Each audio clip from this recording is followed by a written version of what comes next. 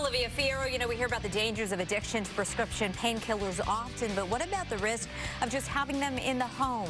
Dr. Thompson joining us this morning with the impact it's having on children. Good morning, Arizona. Welcome back to Good Morning Arizona. Opioid use has reached epidemic proportions, and now we are seeing its dangerous impact in new ways on children. Dr. Sharon Thompson of Central Phoenix Obstetrics and Gynecology gracious enough to join us this Monday morning to talk about some of the other impacts that the use and prevalence of these prescription painkillers and also, of course, heroin and illegal street drugs are having on children. Yeah, I mean, one of the things that is so dangerous now we know about these medications is their long-term impact. Okay. So we're seeing more and more across the country and in Arizona, babies born affected by these medications. Because of course, when mom is on the medication, it crosses the placenta and gets in the baby's circulation. When baby is born, baby's no longer getting the medication, and so they withdraw from the medication. So we're seeing more and more neonatal abstinence syndrome where babies have to be cared for, especially because they're affected. I've talked with NICU nurses before about this, and they say that it is so devastating because these babies are it's almost impossible to comfort them, and that their cry is sort of a different, what they experience.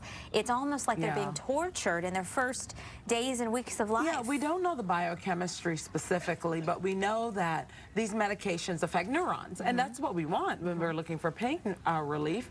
But when babies are withdrawing from them, when they don't get the medication anymore, it makes them irritable is probably a good word, where they're stimulated in ways that a newborn normally isn't. And so it's hard to figure out in a newborn, how do you comfort, how do you care for that kind of stimulation at a neural level? Do we know much about the long-term implications of that as well? We don't. Okay. We don't. We're unfortunately going to learn. Yeah. And the other part of a neonate being affected is that, of course, you have a mom who is affected by overuse of these medications as well. So in that newborn period, when it's so critical for newborns to have that care and love and nurturing from a mom, the neonate is affected and the mom is affected. And certainly so that it's bond sort of is a double compromised.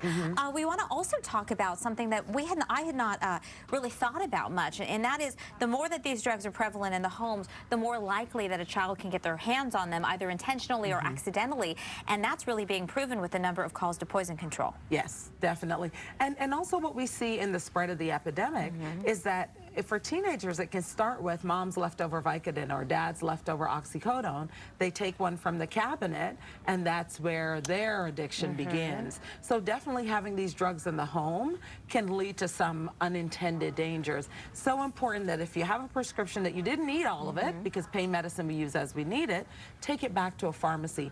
The state health department has teamed up with Walgreens, and so there's several locations around the valley where you can return your unused medications. That's the best thing to do with them. And it seems that the policies are changing a bit to try to curb the problems with these painkiller addictions. What changes are you seeing, and what seems to be working? In fact, last Monday, Governor Ducey declared a state of emergency in Arizona to address the rising number of overdoses that we're seeing in the state. And so the health department has developed different policies to address this. One of them that's so important is making the life-saving drug naloxone available to anyone who goes to a pharmacy. So if you're living in a family or a neighborhood where you know drug addiction is a big problem, you can go to the pharmacy and request this medication. The director of the state health department has a standing order that anyone can access this medication that can be life-saving. Too many people die because they don't have access to this medication. And usually EMTs would have that, but, EMTs will have time is of the absolutely, essence. but time is of the essence. So having it in your household can save a life. That's one thing. Another one that I want to mention is having more providers trained to treat drug addiction so that we can decrease the number of people who are affected and then the number of babies born. See those signs early. Dr. Thompson, always great to see you and have your insight. Thank you so much. Thank you for having me. Have a great day.